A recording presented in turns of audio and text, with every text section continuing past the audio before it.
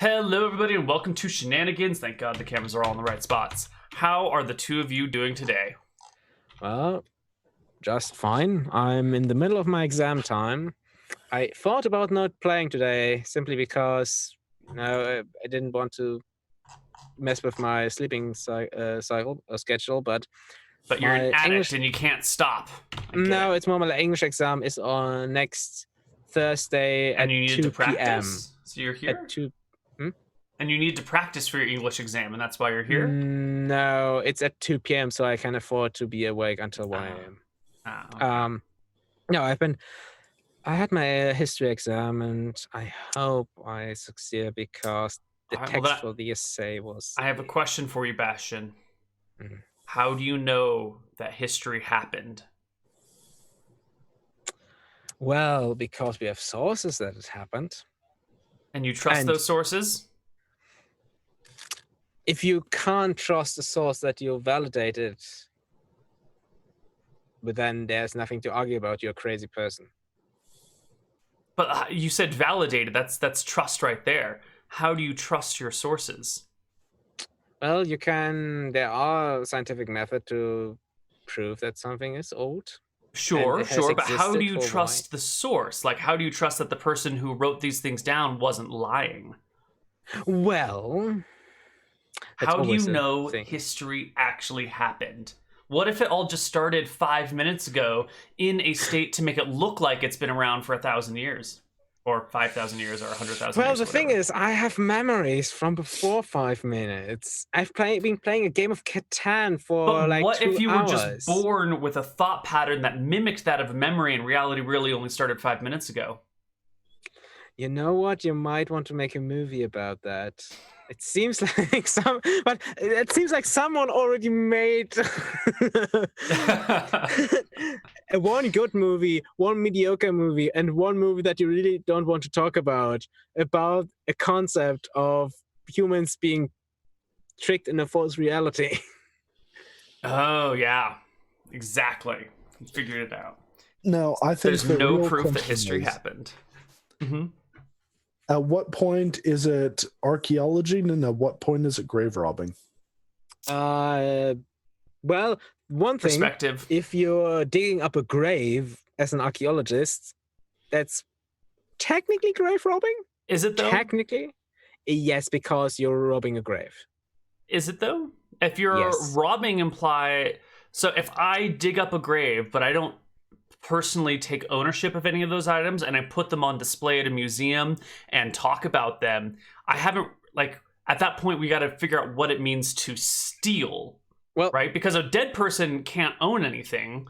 You can't steal from a dead person because they lack ownership because they're not alive. So technically, you're not robbing anything. And if you're not personally benefiting from it in a monetary way, you're not really stealing. If you're using it to enhance the world around you, is it really theft? Or is it, honoring the people who whose former possessions you've taken? Let's go about the legal route. If any relative or any person with legal authority about the grave allows you to dig it up, then it's not grave robbing. If you just do it, for example, like many archaeologists did in Egypt many years ago, just dig it up and take the stuff with you home without really asking any authority for it, then it's basically grave robbing. Is it though? Because you can't steal from the dead. They don't have rights. They don't have possessions. The land you're digging up belongs to somebody. For example, the government ruling over the country. Doesn't make it grave robbing. That might make it theft, like it's theft from a country. Robbing. But is it really grave robbing? I don't think so. You're robbing out of a grave. You're not robbing, literally though. In the name. But you're not robbing. You are. Grave thefting. No. Theft and robbing. In this case, I think you are taking the same thing. Neal, you are taking something from a grave and stealing it from the country in which that grave is. Let me put this to you in a new way. Let's say I'm walking down I'm walking somewhere and I find an old piece of pottery from some unknown time and I pick it up. That used to belong to someone. Whoever it used to belong to is dead. Am I stealing by picking up this broken pottery shard that used to belong to someone 100,000 years ago or whatever? If you were taking it on somebody else's land, yes. If you find it on your land, then it's not grave robbing. You found it on your. If you own the land you're finding it on, then no. Also, not if you don't find it in a grave, it's not grave robbing. That's the thing. It has to be. Well, I'm not talking about grave robbing. First off, I'm just talking about the concept of stealing from people. The concept of like robbing or theft from people who are long dead. So if I pick up a piece of pottery from someone who's dead, it's not theft. That's just finding a piece of pottery on the ground, right? If I pick up a rock, but unbeknownst to me, 100,000 years ago, that rock was the prized possession of Thag the caveman. I didn't just steal something from Thag. He's been fucking dead 100,000 years. I just picked up a rock. Archaeological findings or historical findings, it depends on the country you live in, what the laws are. There are some countries have laws around that. I mean, I don't know the legal situation. You're deviating from my point here. If I pick up something that used to belong to someone, but that person's dead now, that action in and of itself is not theft, right? We agree on that? Yes. All right. Now let's take it one step further. Right. Well, that's different. You know, I'm talking about finding something. That person is long dead. That person's family line is so spread out that we're all probably related to them in some way or another. Yeah, right? Maybe one of your ancestors killed that person long ago. Hold on. You're just completing what they tried to do. I've got a whole bunch of shit here. So let's say I find the tomb of Genghis Khan, which has been lost for all time. No one knows where it is. I find that tomb and I take everything out of it. But you know what? Genghis Khan bred so rapidly and so far that he's one of my ancestors too, probably. Is it theft if I take it from my own ancestor's tomb? Where did you find it? Doesn't matter. Doesn't matter. I find Genghis Khan's tomb. It's somewhere in Mongolia. He is one of my ancestors, and I take the shit out of there and I walk away. Is it no theft proof if he's one of your... You can do a genetic test. If you can... It belongs to the state. Okay.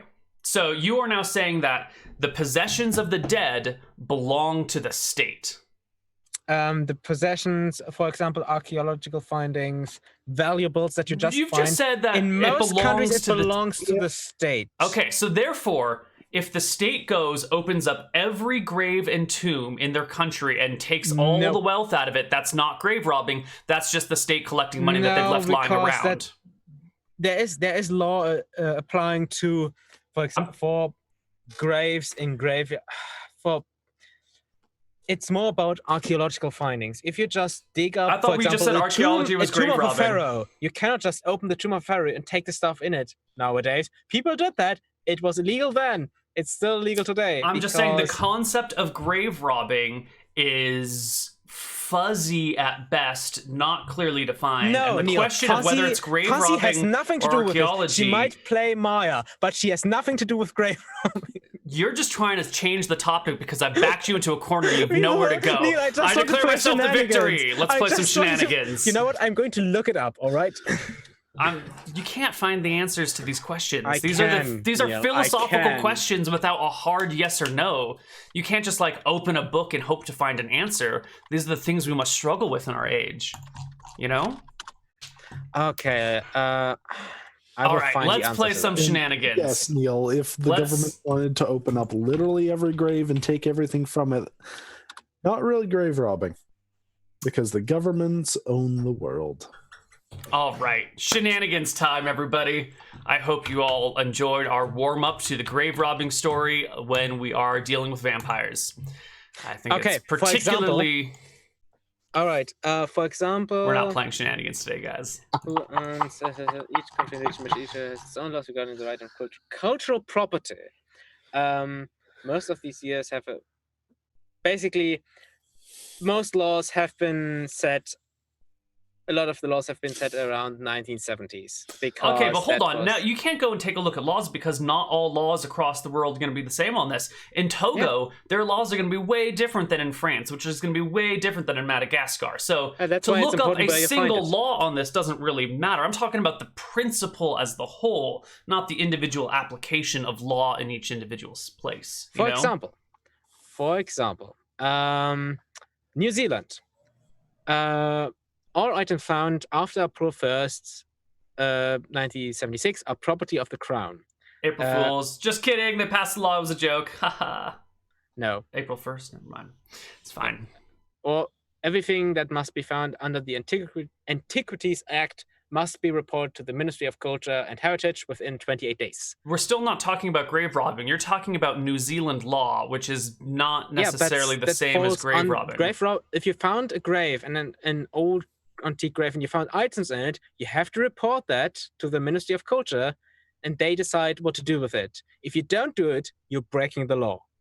That is not the you're making question. I'm making a distinction here between the innate morality of archaeology versus grave robbing versus the actual the written down laws on these things, which will change from generation to generation. Well, here now, oh god damn it, Bastian, get your ass back here. He's just left in the middle of the debate. How are we supposed to? All right, we're in fucking shenanigans, guys. We're in shenanigans. Where are you sitting?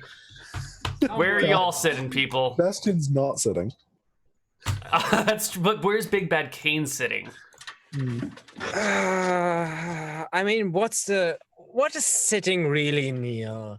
I mean, what does it mean to sit? It means to lower your center of gravity beyond your natural and regular height, and you rest your weight on the lower side of your body, predominantly on your legs or butt, although it could be done in different ways. But if you look at the philosophical side of things, what does it mean to sit on something? To sit on something is to wait on something and not, act on it immediately. Yes. And Big Bad Kane is sitting at the same table as Doreen and sitting. So you guys are outside in an alleyway? Wait, Doreen is outside in an alleyway? She hasn't declared, so I was just going to declare for her. All right, you guys are in the corner. Woo! Party's in the corner, as always. Because we have no idea. All right. You're sitting in the corner, two of you together, when who should walk into the bar this evening but Ham? Oh, god damn it, Ham. Is it back? Ham walks on over to you and goes, hello. Is it back? Right. Is that your friend you told me about? Yeah. God damn it, I thought it might not be dead. Alright. Okay. Alright. Well, I need to go try to kill the vampire again. Big Bad King. Yeah, you told me. So I mean, it can't be that hard, right? You poofed it out of existence with your amazing mace over there. Yeah, the coward must have run. I mean, we know how. You know how to kill a vampire, right? You have to stake it with its heart. You probably have to find where it lives. I mean, that's the coward's way of doing it. I was just gonna beat the shit out of it and then stake it. I don't think that's how you can kill a vampire. Unless you can drag it into sunlight. Yeah, I'll worry about that after it's unconscious. Right. Well, you're not going alone. Unless, of course, he looks at halfling, is it? Mm-hmm. A halfling. All right. What are you paying? I already paid Doreen. Right. It has nothing to do with me. Okay. You want more help? You pay again. Well, I hired Doreen. Maybe she can hire you. He turns to me. Or you're just going to do that again without getting paid again? Oh, she didn't finish the job the first time around. Yeah, no. She left it undone. That was my bad. I just couldn't find it after I may or may not have been dead. So how much did he pay you? What? How much did he pay you? 500. Willing to split? Oh, we lost Nick. Nope, he wasn't willing to split, or he was willing to split. Oh, he's back. Bastian, you want to cycle? Please and thank you. Or do you want to just swap them? Because this seems like it's going to keep happening. Nope. I don't want to have to open Photoshop again. It's fine. All right, Doreen, you're willing to split some money? Yeah, sure. I think I just chucked like a gold bar at you because he paid me in billion. Just like tosses this like 40-pound bar at you. Well, no, he just probably catches this with one hand with his 18-95 strength. No, it's it was only 10 pounds of gold. So I throw like a 5-pound bar at him. Which is still, I mean, it's only a small bar. That's still a lot. Yeah. It's like saying, hey, I chucked this ball of steel at him. So, you'll do it then. You'll fix it. You'll fix what you didn't finish. I told you I'd come back if it showed up again. I just couldn't find it after it disappeared. Wonderful. And by which I mean terrible. People are dying. What, did they not just freaking close the windows again? Well, you know, it's been a week or so, and everyone thought it was over, and right, but as soon as the first incident happened, you should have closed all your windows. Okay. There was a whole bunch in one night. But to be fair, closing a window doesn't really stop a vampire. Yes, it does. Oh. You can't enter the house unless invited, and if you don't have the window open for it to charm you. Well, of course, that's true. It can't be invited in. Oh, well, what are we going to do about it if it can charm you? I just fought in darkness. You close your eyes. Alright, well, that's going to work. I'm going to go get some stuff to prepare then. Alright. And come back here in a while then. So, he's going to prepare. Hey, yes. You said there was just a whole bunch in one night? What happened? A few, yeah. Well, was it spread out among the villages or just in one? Well, I don't know about what happened to the other places. I only know about what happened for me. Oh dear, what happened to Batalio? Well, I woke up and there were 3 bodies in the street, and the whole town gathered around them to look at them. And they had bite marks on them, and they were drained of blood, completely exsanguated. Exsanguated? Exsanguated. He stumbles over the wording. Okay. Yep. All right. 3 in one night. You must be well fed. All right. Well, we need to get back there quickly. I've sequestered the bodies for you. We put them in a special, extra thick, extra heavy coffin, like a big one, like a human-sized coffin, and then put all 3 in the bodies in there, and we locked it, and we hid it, so that way it would be evidence for you when you got back. I mean, I just need to track it down again. So we did all that for nothing? Yeah. We could have just buried them like normal? Yeah. I don't know that there's anything more I need to know from Speak with Dead. It's not like they're going to be able to tell me where it is right now, so... Okay. I tried. But I appreciate the thought, Ham. Okay. Well, if you ever need to find them, I guess I'll just show you then. But they're in a crypt, in a graveyard. We opened a big crypt and just put them in there and then shut the gate and locked it again. So no one can get to them. So they're safe. Okay. All Shall we go? We gotta wait for Big Bad King to get back. Oh.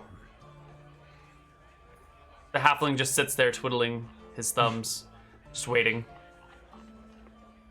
All right. Hopefully we should get back there quickly. Big Bad Cane probably arrives. Well, he has some stuff to buy. Yes. What do you need, Big Bad Cane? Well, first of all, is there an alchemist in town? Probably. There might be an alchemist. What are you looking for?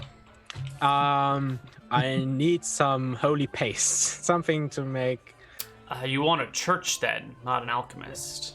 I mean, yeah, but he remembers back when they were kind of fighting a headless rider in a ghost town, and they used holy infused cakes or pies to throw at the thing. So his thought is, if he can get some paste that is holy and maybe get a stake or even smeared on his sickles, then I mean, having you're it on a hoping stake, that it'll help burn the vampire and do extra damage if you can get holy paste. Well, even if he gets a stake and stakes the vampire and has holy paste on it. Right. So you want to head to a church in town and see if the cleric there will bless some paste for you. Okay. You head to... There's got to be a temple somewhere in Shenanigans. In Berkshire. There's a temple. There's at least one temple we know of. Well, there's one ruined one, but no, one actual church there should be, I think exists. Yeah, it's not on the map, but it must exist. Right? I know the party has had to go to an actual priest before. Yeah. There's a priest. Street or priest. priestess. Just on the street. Who needs a priest? Actually, that's exactly what it is. The church is closed because there's enough clerics that come through Shenanigans that no one bothered going to the church. And now the only priest is homeless on the streets begging for change. Oh, no. Blessings for a copper! Blessings for a copper! People comes over like, I don't know what kind of paste it is, something water-based. It's literally just holy water mixed with communion wafers, just mashed together. Oh God! You know what? Next, the next thing we will do is make mortar with holy water and encase the vampire in it. But yeah, he comes with this paste. All right. I would need you to bless this paste needed to rub on weapons, fight a new vampire. Oh, you don't just need a regular blessing then. You need holy water. Yeah, sure. Excellent. Find me a second priest, or it takes... No, find me 2 more priests, or it takes 3 clerics to create holy water. 1 to cast create water, 1 to cast purify. Bless, and 1 to cast purify, all at the same time, and that is how you bless water. All right. Do you need to worship the same god? No. Holy water is holy. All right. I know one. Off to find another one. And he first goes to Doreen, back to Doreen. Yeah. Hey Doreen, I need you and another cleric or priest to bless some stuff for me. You know any other priests around here? No. Anybody here is a priest? Let me roll a d12 to see how many people are in Shenanigans today. Oh, it is 100% full. It is at capacity. Yeah. Someone else stands up. Roll me a 1d20, Bastian. Oh no. Yeah. That's a 4. Yeah, there's a priest. It's a gnome. No. All right. I will buy you. I will give out a round of drinks for you. I need something blessed. And we need 1 more priest. Blessed? Well, that's the best. Why do you need holy water? Well, we're going to fight a vampire. Oh, by the father. It sounds quite dangerous indeed. Do you have with you a mighty steed? Sure. No. Anyway, we need one more priest for this blessing to commence, so I buy you a cup of drinks. The gnome looks at you and goes, and which god do you serve? Oh, great and mighty. I can't quite tell your race from your face, sir. Oh, I'm human. Anyway, Human, right. God,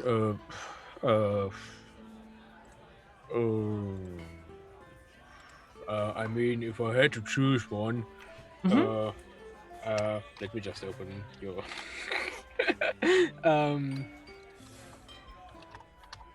pantheon, because I don't have all the gods in my head right now.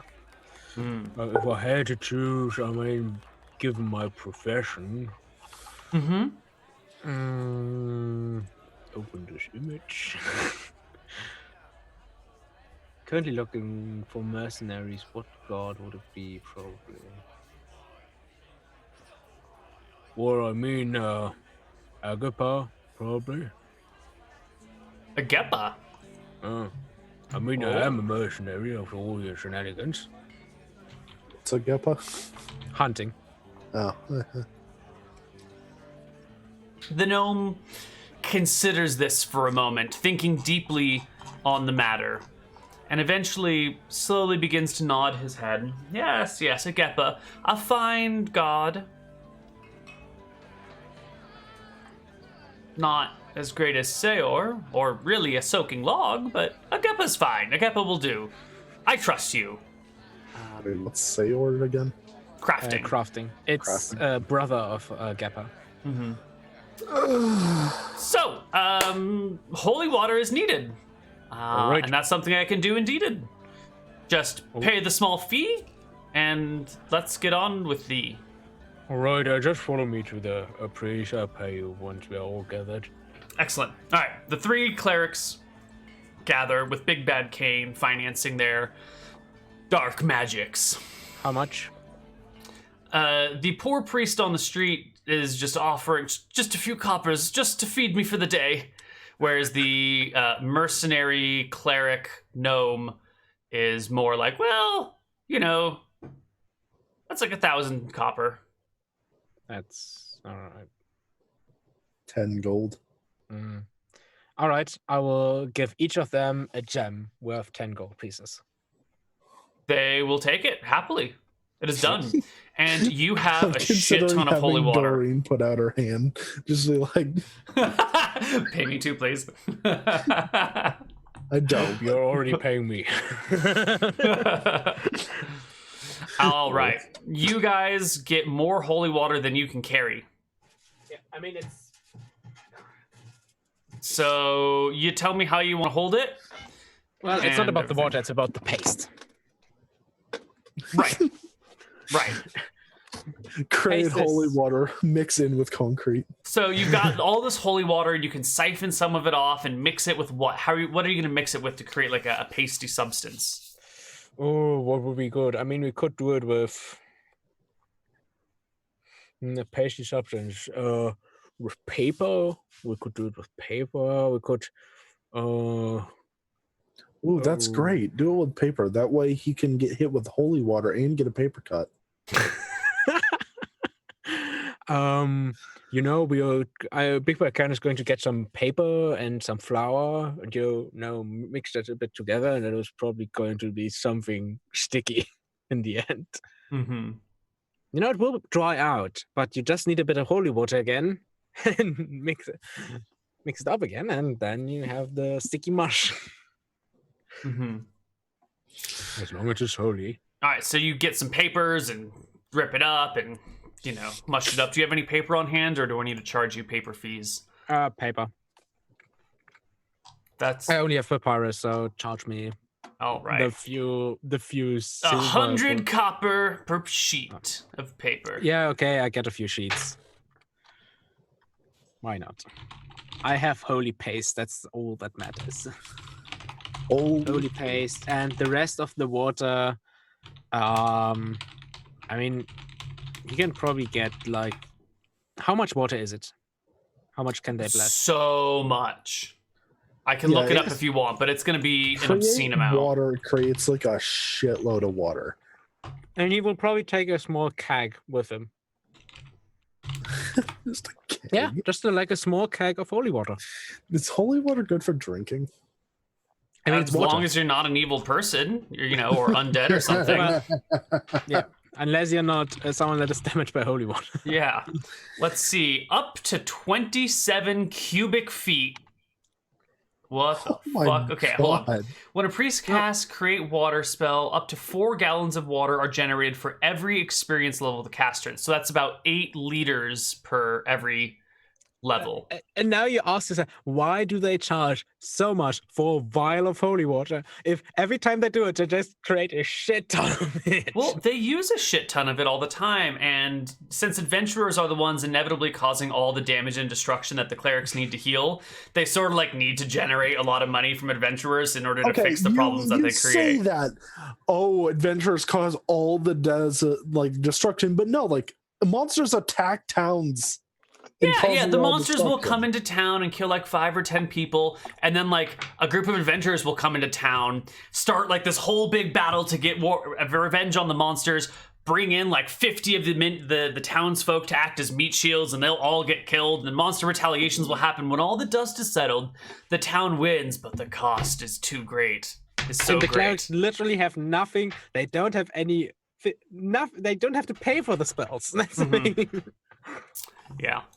But how else is the church going to generate money? Itself. Church has to live from something. I get it. But you're right. The 2E rules do... It's extortionate, really. It's sort of, I mean... It is. It's like it mirrors you the get like times. A vial for like, what, 25 gold or some bullshit? Well, remember, this is why we had to rewrite the rules, because the 2E economy just sort of broke down as soon as you realized how much money was coming in, and then the cost, it just... It didn't make sense. The whole thing kind of mirrors the medieval, where the church was doing a lot of sketchy stuff. I mean, tons of sketchy stuff to earn money. For example, what was the letters they gave? I don't know the English word for it. Where people paid them to send the priests to give them letters. Let me look it up. Indulgences. That's what they call it in English. The indulgences, where you could like, if you give the church this much money, we'll give you like a 1 free pass on your sin sort of thing. Yeah. Catholic Church is super corrupt. Still is today, everybody. Yeah, there've been some... No, never mind. We're not going to go down the rabbit hole of talking about the contemporary crimes of the Catholic Church. Let's move forward. That is why you always praise Verossi. She doesn't care. Praise Verossi. She commits no crimes. She just kills people. As long as someone is dead, and in the end, she's happy. And people always die in the end. Okay, so are we good? We're good. We're good. We don't know how much paste you have, though. Hold on. Let's get some nonsense. It doesn't matter. We have paste. We have enough paste to coat a building. Okay, fine. I mean, I have a keg. I have a small keg with holy water, like a keg you would carry with you, and I have a small box full with paste, enough to coat my weapons a few times. All right, you've got the paste. You've got the halfling with you. You're ready to go. Let's go on a journey. So Doreen casts solipsism. It doesn't work. We're taking solipsism out of the game because it's a broken spell and it's stupid and I hate it. I have the spell solipsism. You can't take this from me. I told you after the last session, it doesn't work. It's a broken spell. Just let it happen. It's shenanigans. What is this? All right. Oh, yeah, that's the one. You are so convinced that solipsism is going to work that it works for you, but not for Big Bad Kane, and you think you're riding in a carriage when you're really just walking on the road, and that's actually how solipsism works. No, all right, but that's it, because solipsism is believing something so much that it actually becomes true, and it comes true, but it doesn't really. It's not actually true. You just think it. It is literally religion manifest. You believe in something that is not there so much it becomes. Doreen's flying through the sky in a box with a giant set of wings strapped to it. The spell creates an illusion as long as it's within the spell. I mean, doesn't even say it moves with you, does it? It has in the past. That would actually solve everything if it just the spell does not say that it moves with you. So well, it creates an illusion of any object, but couldn't that object then be moved? Yeah, but look at the AoE. The spell has a giant AoE for that reason. It's 100 plus. It's basically 100 square feet plus 100 per level. Per level. Somebody made a sun that like traveled with them throughout an entire continent. No, the spell doesn't say the area does not travel with you. Inside that area, it is real. I mean, the thing exists. If you go outside, it doesn't exist for you anymore. It doesn't specify that. That is definitely a possible interpretation of the rules, though. Spells specify normally if it moves with you. Maybe in 5e, not in 2e. 2e is the fucking Wild West, man. You got all sorts of crazy shit in here. I mean, normally if it says the spell has this AoE, the AoE is stationary. I mean, the fireball, not fireball, but... If the AoE is one item, you can still move that item, though, right? Yeah, but the AoE is square feet. It doesn't say an item or something. It says square feet. And it acts within... It doesn't... I think it even says within the area of the spell. The spell creates an illusion of any object, creature, or force as long as it is within the boundaries of the spell's area of effect. Yep. The visual is the illusion is visual and tactile, but no other sensory stimuli are created.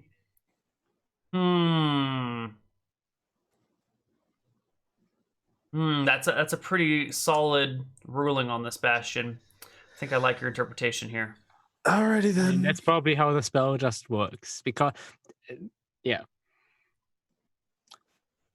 Now, the thing is, it talks about square footage, so you could solipsism a hot air balloon and go as high into the sky as you wanted, as long as you didn't go forward or back or left or right. It's an infinite column of solipsism that extends infinitely down and infinitely up. I mean, that'd be great for mining. You believe you've got this giant-ass drill? Or like you want to get onto a floating island, you just like conjure a platform. I mean, that's just up to your ruling then. How high? It's just because it's square feet. It's just everything in that area, regardless how high or how much down it is, doesn't matter. Or is it just a certain area, or is it actually not square feet? Is it cubic feet? Just to make it work. Well, all right. Let's move forward. You travel for days from Berkshire to Kershwick, up the road, across the plains. I guess I'll just have to mental domination the vampire. To Patalia. All the way to Patalia. Do I see the same crab? No, because you're not going on the beach this time. You're going overland, right? Do you want to go by ocean, by sea, and look for Mr. Krabs? Wasn't that faster last time? Like specifically because the boat goes quick. Yeah, it's actually faster. Yeah, it's a lot faster and probably safer. The halfling pays for your boat journey this time. He's gathered funds to sort of help with little bits, odds and ends. You find yourself on the beach. The crab is not there. You make your way up the creek or the river and get to Patalia some number of days later. Okay. We don't bother tracking the time exactly here. We did last time. We did a lot of that last time. Yeah, and now we're glossing over it. You will upset McTacky now. Let's say it took 3 days right now, and then later on in the episode, I'll say it took 5 days to get there, and then at the very end of the episode, I'll say it only took 2 days to get there, and he'll not know what to do, and he'll just be dry. 1.5 to get to Kershwick. Then with a boat, probably like a 3 day journey. 2 days by boat, maybe, and then like another half day up the river. That's for how long it takes us to get from Shenanigans to there by boat. So, yeah. Anyway, we arrive in Patalia, and because we spent the first half hour of the show arguing about grave robbing and archaeology, we're going to take our first break here without anything having been done, but that's fine. You have holy pace now, so it's great. We're going to be back in 5 minutes with some more shenanigans. See you guys soon.